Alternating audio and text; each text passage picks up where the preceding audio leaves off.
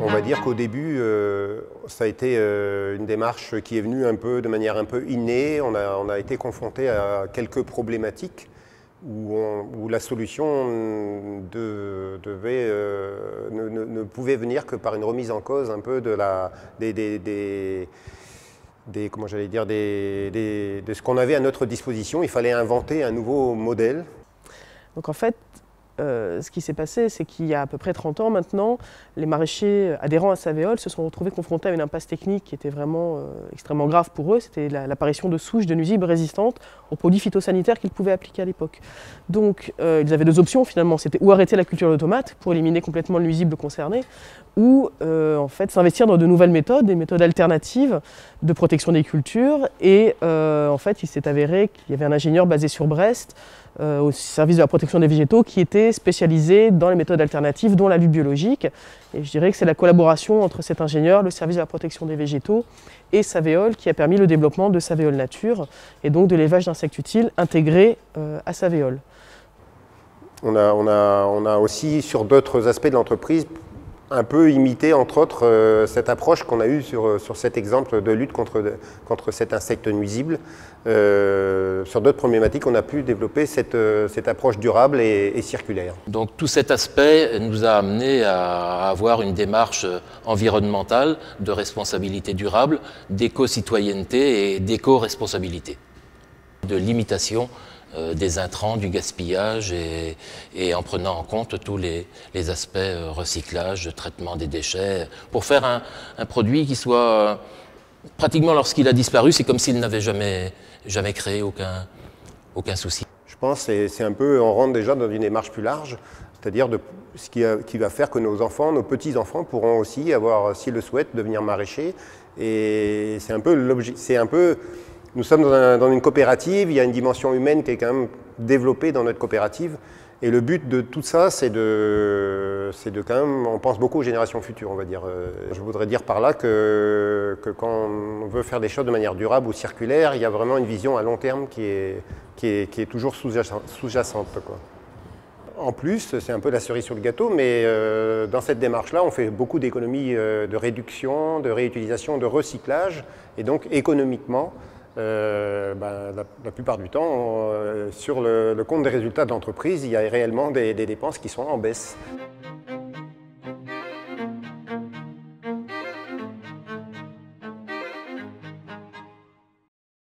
Avec les préoccupations d'éviter les déchets, qu'ils soient les déchets de substrats organiques, les déchets de plantes, les déchets de plastique, donc d'envisager des solutions de recyclage pour tous ces intrants. Un petit peu toutes ces entreprises qui gravitent autour de notre métier, nous les avons sensibilisées à ce besoin de gérer les déchets, d'éviter le gaspillage, d'éviter la pollution. Et donc petit à petit, ces entreprises nous ont amené des solutions qu'on a ensuite testées au niveau des producteurs pour voir s'il y avait réellement une viabilité de ces solutions d'un point de vue concret, d'un point de vue rentabilité économique. Et puis tout ça s'est mis en place dans l'esprit également des producteurs. Et c'est devenu aujourd'hui une quasi-habitude et une manière de fonctionner qu'on n'imaginerait même pas autre. Le cahier des charges de Savéol va imposer aux producteurs en fin de saison une obligation de nettoyage ce plastique pour qu'il puisse être recyclé, plutôt que d'être déposé en décharge, quoi. Éviter des variétés sans résistance génétique qui nous amèneraient à faire des pulvérisations, chose dont on a horreur ici, mais au contraire qui s'adaptent totalement et très rapidement à la protection biologique et intégrée. Au sein de Savéol Nature, on est appliqué à plusieurs niveaux. En particulier, donc, notre spécialité, c'est la protection biologique intégrée et donc l'utilisation d'insectes utiles à la place des produits phytosanitaires. Et donc, à ce titre, on participe à la réduction des intrants phytosanitaires dans les cultures des maraîchers adhérents à la coopérative Savéol.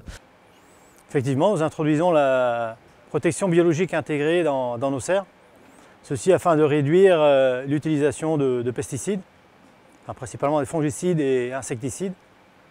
Donc nous introduisons des auxiliaires dans la serre afin de lutter contre d'autres insectes ravageurs. Donc la protection biologique intégrée est une stratégie de protection des cultures qui met en avant l'utilisation d'insectes utiles.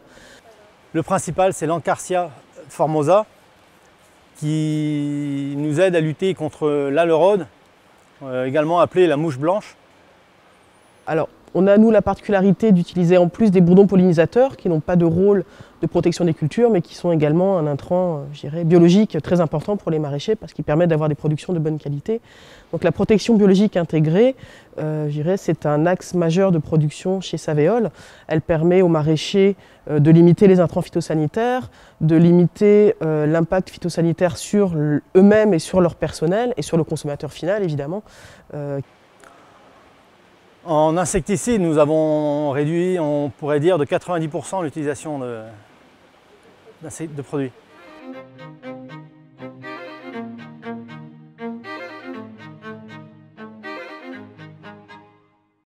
On dit plantes halophytes, donc ce sont des plantes qui poussent en présence de sel. Pour le moment, nous avons 6 variétés de plantes halophytes. Nous avons la salicorne, donc l'astère, le plantain, la betterave, la mertensia, le pourpier. En culture de plantes halophytes, nous ne pouvons utiliser aucun pesticide. Avant chaque culture, les planches sont désinfectées à la vapeur. Le fait de désinfecter les planches, ceci nous permet d'assainir le terreau et de partir sur une culture propre chaque année et d'éviter de faire les traitements phytosanitaires. Le seul souci que nous avons, c'est une petite mouche qui se développe sur les planches de salicorne au moment de la germination. Pour lutter contre cette mouche, nous introduisons un champignon qui permet de réguler la prolifération de cette mouche. Nous réalisons du désherbage manuel. Nous utilisons une machine en fait, qui roule au-dessus des planches et les personnes sont allongées. Ceci afin d'améliorer leur confort.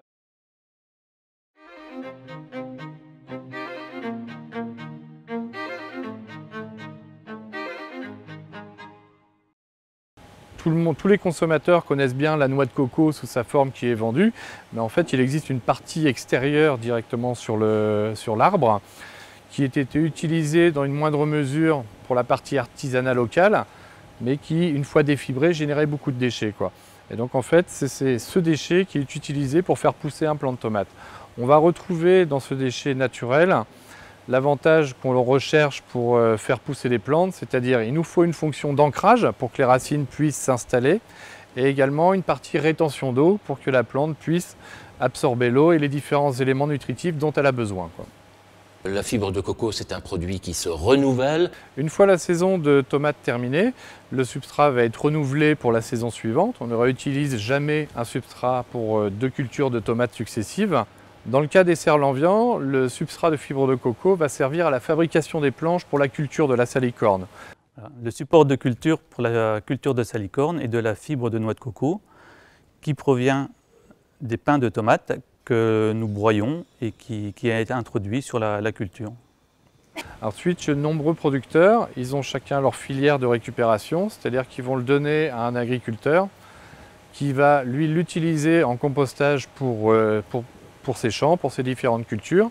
Il y a également une autre filière qui est utilisée, c'est-à-dire que les fournisseurs de substrats non professionnels vont le réutiliser et le réintroduire dans leur processus de fabrication, quoi. En tout cas, c'est un support qui est utilisé à un moment donné de sa vie, mais qui a une deuxième vie, puisque ça sert ensuite c'est tout à fait recyclable en mélange dans les terreaux pour les jardineries, où on peut les épandre et nos voisins et amis agriculteurs les utilisent sur des terres plus lourdes et tout ça. Donc il y a vraiment, on utilise ce support qu'à juste un moment donné de sa vie, quoi. La vie continue pour le support, il n'y a pas de consommation. Il n'y a pas une consommation, comment on pourrait dire, finale du produit. C'est simplement une consommation temporaire du produit dans son cycle de vie. Voilà.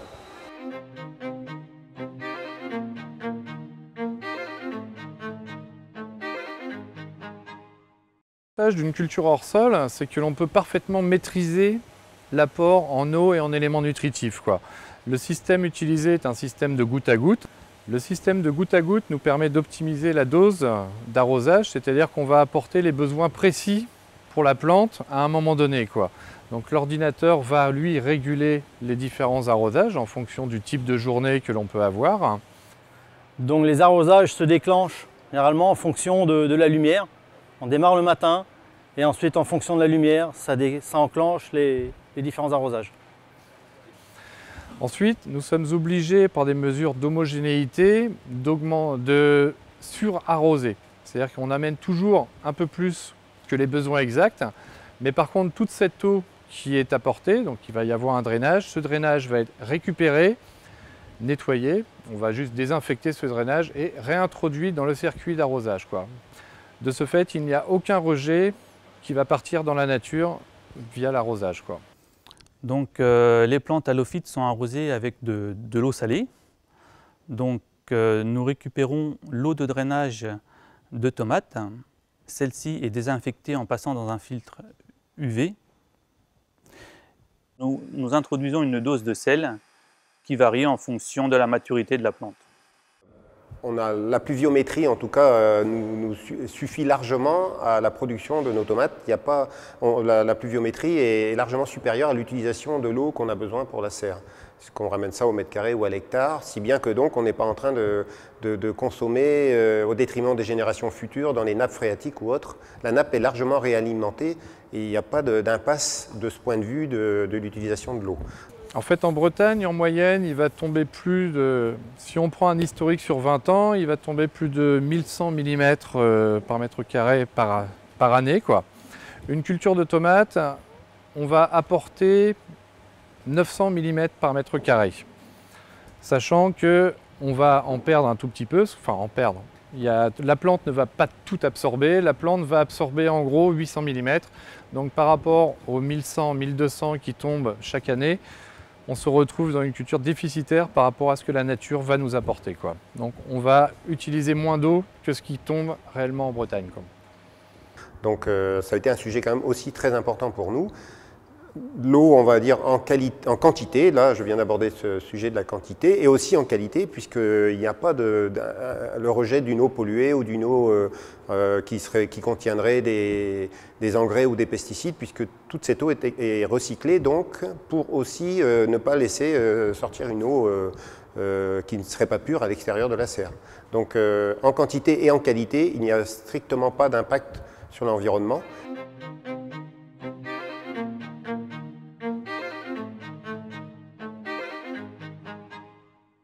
Une saison complète de tomates va débuter environ début décembre pour se terminer en novembre. Donc il y a une période pendant laquelle, l'hiver, nous sommes obligés de chauffer les serres. Et c'est pour cette raison qu'à Brest, où pourtant le climat est doux, donc l'utilisation d'énergie n'est pas très importante pour le chauffage lui-même, mais beaucoup plus importante pour la déshumidification.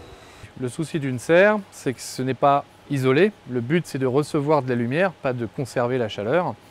Et pour ça, donc, notamment depuis maintenant une dizaine d'années, les producteurs se sont équipés d'écrans thermiques qui vont se déployer pendant la nuit, donc dans une période pendant laquelle il n'y a plus de lumière, mais qui vont permettre de réduire l'éco énergétique, quoi. Pour faire des économies d'énergie, on dispose aussi d'écrans thermiques. Donc, les écrans thermiques ont été mis en place déjà il y a une quinzaine d'années, c'est arrivé en serre. Et donc les écrans thermiques, c'est 25% d'économie d'énergie par rapport à une serre non équipée. Ensuite, il y a la méthode culturale, c'est-à-dire qu'on travaille de plus en plus avec des écarts jour-nuit. Le fait aussi, donc moins chauffer la nuit, profiter plus dans la journée. On va profiter du rayonnement de la lumière qui naturellement réchauffe les serres, quoi. Et ensuite, on revient sur ce choix des variétés. On peut trouver des variétés moins consommatrices en termes d'énergie, quoi. Et l'avantage du gaz naturel, quand on brûle du gaz naturel, la réaction va donner uniquement du CO2 et de l'H2O. Donc on peut refroidir ces fumées, elles sont condensées. Le CO2 va être ainsi récupéré et renvoyé dans la serre sous forme donc de gaz, simplement CO2, quoi, pendant que la plante travaille pour optimiser sa photosynthèse. En fait, la tomate est un végétal, comme tout végétal, il va produire sa matière sèche grâce à la photosynthèse. C'est-à-dire que la plante va avoir besoin de CO2, va avoir besoin d'eau plus les différents éléments qu'elle va réussir à trouver dans l'eau. Et grâce à l'énergie lumineuse, elle va réussir à transformer ces éléments en matière sèche. Et en fait, l'optimisation, la plante va mieux travailler plus elle aura de CO2, jusqu'à un certain niveau. Donc voilà nos démarches d'utilisation, par exemple, d'écran thermique en hiver, de changement de réglage dans les serres aussi en été, tout ça ont permis de diviser par 2 à peu près la consommation d'énergie. Et il y a toujours une fuite parce que c'est encore trop. On espère enlever encore peut-être 50% de ce qu'on consomme aujourd'hui. Après avoir divisé par 2, on veut encore diminuer de 50% cette consommation par, on va dire, la VMC double flux, la récupération de cet air chaud généré par la serre naturellement. La serre est quelque part un solarium, elle est très vite, dès qu'il y a un rayon, productrice d'énergie, ou d'air chaud en tout cas. Donc on est en train de vraiment développer des techniques de déshumidification. Donc c'est un système de déshumidification. Donc on prend l'air extérieur de la serre, on le réchauffe grâce à un système d'eau chaude donc, qui est relié aux chaudières bois hein, et qui est réinjecté dans la serre à l'aide de grosses gaines. Et donc l'air arrive à environ 20 degrés et entre 80 et 85% d'humidité. Donc de ce fait-là, avoir un air plus sec dans la serre nous permet d'avoir moins besoin de chauffer la serre. Avec le coût du fioul qui a pu augmenter ces dernières années, la production de tomates ne devenait plus du tout rentable. Donc les producteurs ont dû faire le choix d'un changement d'énergie. Malgré les réductions de consommation qu'on pouvait avoir, la main-d'œuvre augmentant, le prix d'énergie augmentant, les cultures n'étaient plus rentables. Donc il y a 6 ans, donc le prix du fioul lourd a commencé à monter très haut. Donc c'était devenu une entreprise économiquement plus très viable, on va dire, dans le temps.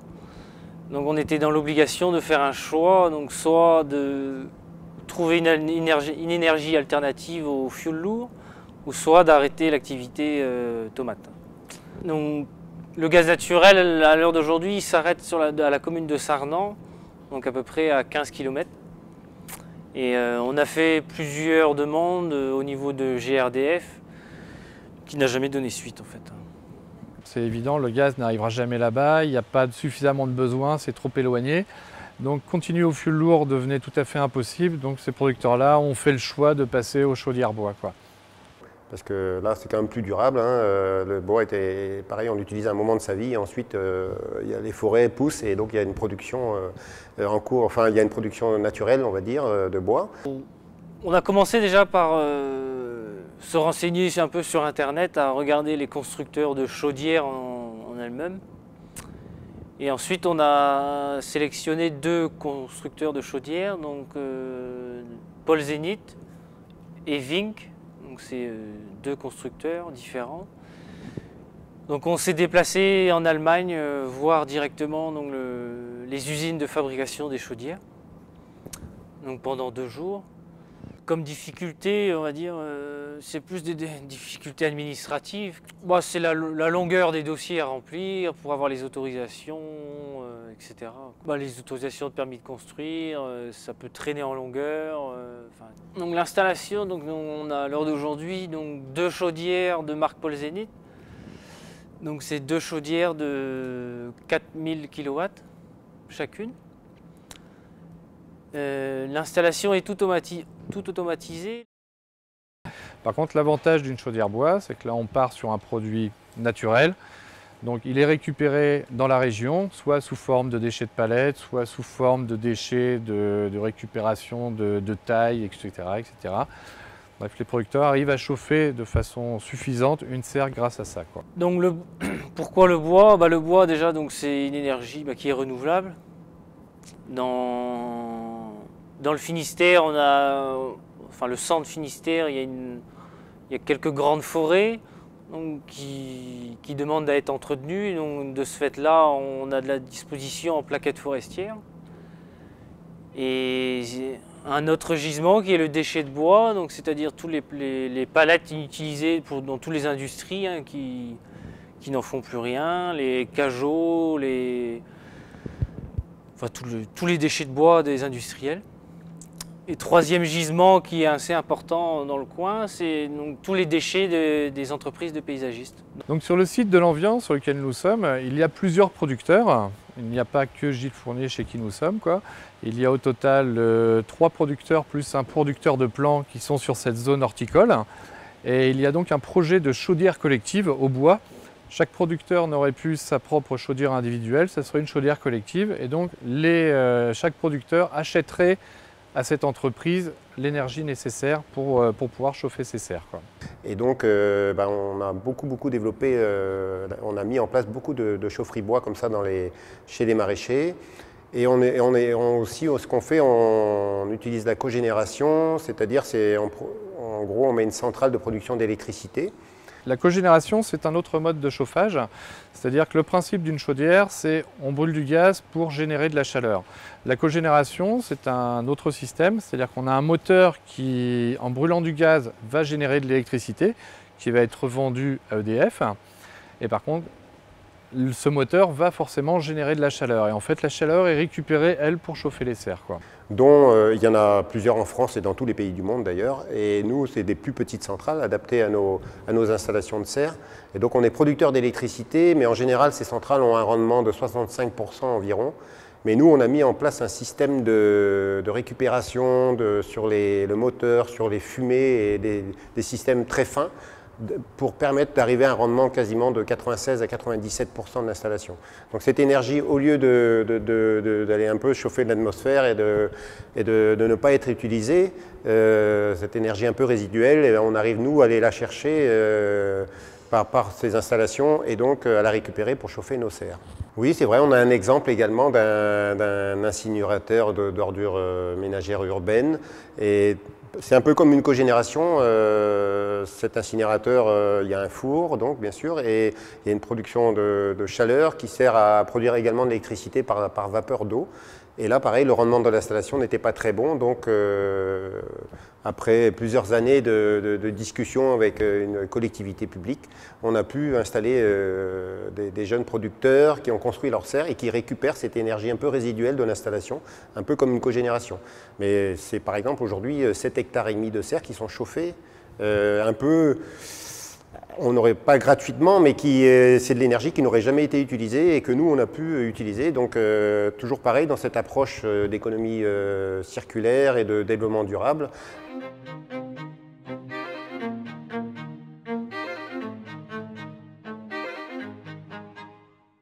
En fait, un plant de tomates, donc il y a une saison qui commence au mois de décembre, qui se termine au mois de novembre, ne va jamais s'arrêter de pousser. C'est-à-dire que dans les variétés les plus longues, on va obtenir des plants qui vont faire 13 mètres 50 au maximum, quoi. Donc on ne peut pas les étendre sur le sol, de toute façon il faut éviter les contacts sur le sol. Donc les cultures sont verticales, c'est-à-dire quand on regarde un plant de tomates, il est enroulé autour d'une ficelle, elle-même une bobine, donc qui va être descendue et déplacée chaque semaine pour que le plant avance, quoi. Cela nous permet d'avoir une densité de plants assez élevée. En tomates cerises, nous avons une densité de 4,4 plants au mètre carré. Sur une culture traditionnelle extérieure, on va retrouver maximum un plan et demi par mètre carré, quoi. Ouais. Donc tout cet aspect nous a amené à avoir une démarche environnementale, de responsabilité durable, d'éco-citoyenneté et d'éco-responsabilité. Déjà, on va dire des retombées très positives, c'est qu'il faut, en se levant le matin, et être fier du produit qu'on va proposer aux consommateurs. Et je pense que cette démarche contribue largement à ça. Comme je vous disais, cette approche donne quand même une espérance pour les entrepreneurs que l'on est. Nos collègues producteurs, ils ont quand même une espérance que malgré qu'il y ait des moments difficiles, je pense qu'on sait qu'on va dans la bonne direction pour dans 20 ans être encore là et pouvoir installer des jeunes et avoir des consommateurs satisfaits et fiers et aussi heureux de consommer nos produits.